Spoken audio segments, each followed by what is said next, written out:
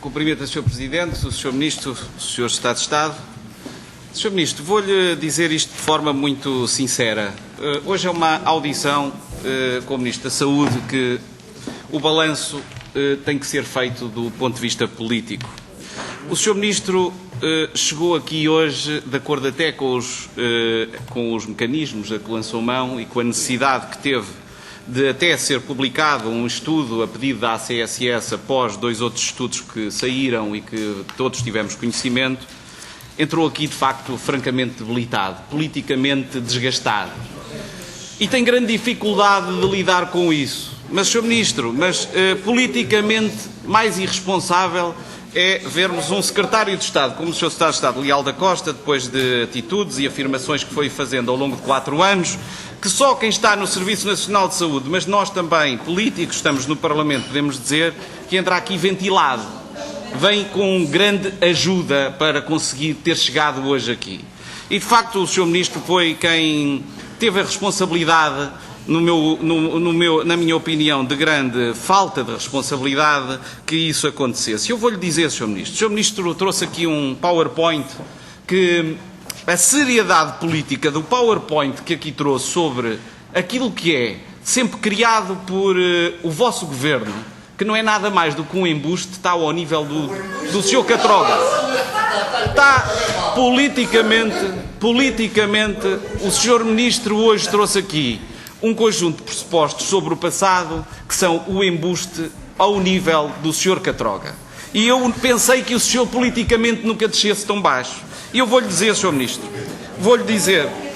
o Sr. Ministro, durante os 4 anos, poderia trazer um PowerPoint que é o Ministro que deixou os doentes em casa sem transporte, é o Ministro das cirurgias canceladas por falta de batas, é o Ministro das cirurgias suspensas por falta de meios humanos, é o Ministro em que as famílias hoje pagam quase 40% da saúde, é o Ministro em que os doentes faltam às consultas por não terem recursos, é o Ministro que foi confrontado com períodos enormes de camas nos corredores dos hospitais, das urgências desses hospitais, é o Ministro em que as viaturas de emergência médica não são acionadas por falta de meios humanos, é o Ministro em que um utente teve que percorrer 700 km para poder ser assistido numa urgência hospitalar, é o Ministro da desconsideração dos dadores de sangue, é o Ministro da crise aguda no setor das farmácias, ignorando-a, é o Ministro em que os centros de saúde perderam mais de 5 milhões de consultas.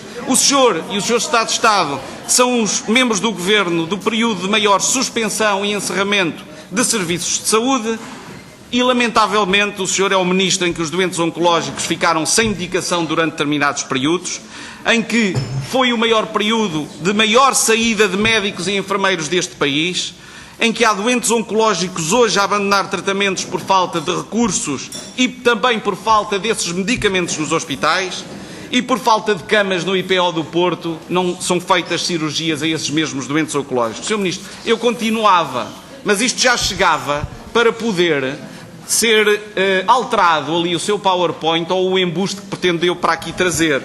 Porque, Sr. Ministro, daquilo mais importante no Serviço Nacional de Saúde é o acesso ao medicamento. E o Sr. Ministro pegou, desde o início, nesse tema, mas pegou no tema nunca dizendo a verdade das coisas. É que a reforma é do PS. A reforma da política do medicamento é do Governo do Partido Socialista e não é sua. E aquilo que o senhor fez ao longo deste tempo foi nada mais, nada menos do que não a saber continuar. Sabe porquê, Sr. Ministro? Sabe porquê? Eu vou-lhe dizer. É que, de acordo com o Observatório Português, que o Sr. Ministro deve ter lido, o acesso ao medicamento hoje é mais difícil. Por falta de medicamentos nas farmácias e por falta de poder de compra. E a verdade é que de janeiro a março deste ano, o utente ainda teve um acréscimo de 7% no encargo com os medicamentos. E isso tudo bate certo com outros relatórios que dizem que são as famílias que pagam. Ao mesmo tempo que o Sr. Ministro, e eu gostava de lhe dizer, porque lhe digo que é de questões de seriedade política e de balanço político, o que o Sr. Ministro fez ao longo deste tempo foi lançar umas parangonas antes de vir às audições ao Parlamento, de umas promessas que nunca foram cumpridas, de lançamentos de concursos, de hospitais, etc., quando aquilo que o senhor faz as deslocações ao país que faz, na altura em que vocês não estão em cativeiro, porque necessitam de vez em quando estar em cativeiro com dificuldade de sair dos ministérios. Tem que abreviar, se faz favor, a sua... São coisas como estas, Sr. Ministro. É que o senhor assina protocolos com a Associação Nacional de Farmácias. Sr. Deputado André Figueiredo, tem que terminar. Não cumpriu nada. Sr. Ministro, não cumpriu nada. E, portanto, Sr. Ministro, se há alguma coisa de positivo que podemos tirar desta audição, é perceber, provavelmente é a última, em que o teremos como Ministro da Saúde deste país. Muito obrigado. Obrigada.